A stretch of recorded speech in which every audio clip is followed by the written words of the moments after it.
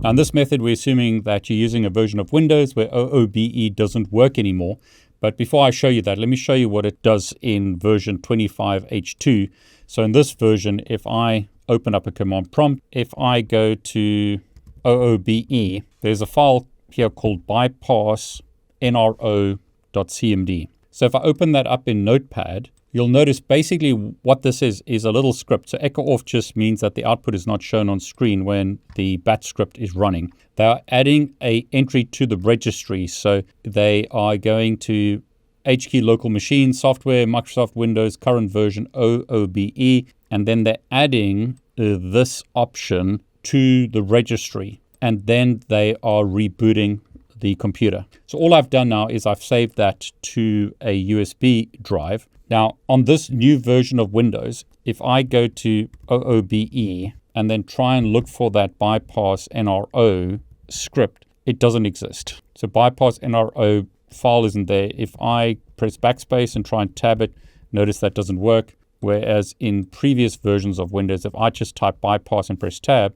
notice the command is there. So that doesn't exist on this version of Windows, but that's not going to stop us just doing this ourselves. So we could create a batch script ourselves, or we could just type these values into the command prompt ourselves. So what I've done here is I have got a flash drive, which I'll connect to this computer now, and I'll start Notepad, and I'm going to open the file on the flash drive. So bypassnro cmd. Now you might think, okay, well, you don't have access to the script. I'll just put the commands below this video. Literally all we're going to do here is we are going to type that command into command prompt. So rather than trying to run the script, you could just type it here, or you could just run the script from the flash drive. So literally all I'm doing, I mean, it's an extremely basic script. It just adds an entry to the registry, and then this will just reboot the computer. So either type the commands manually or just run the script from a flash drive as an example.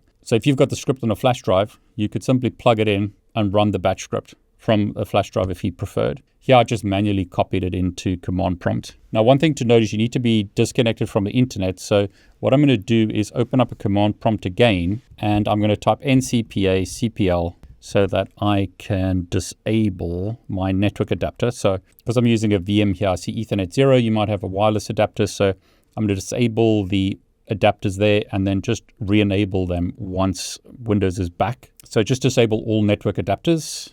And then I'm going to select my country and region. Keyboard is US, skip keyboard layout. And notice now it says we need to be connected to the internet. It's not working. We're not going to do that. I'm just going to say I have no internet. Accept the license, name is David, or whatever your username is going to be. I'm going to set no password here, and I'm going to uncheck those options, click accept, and now Windows will start up. Okay, and there you go. Once again, this is a local account. I can see that by going to system again. There it says local account, and the version of Windows that I'm running here is 25H2 26220. So that's another method you can use. You could just create your own batch script as an example. So, I mean, literally just run the script off your external hard drive. So just run that, and that'll add stuff to the registry.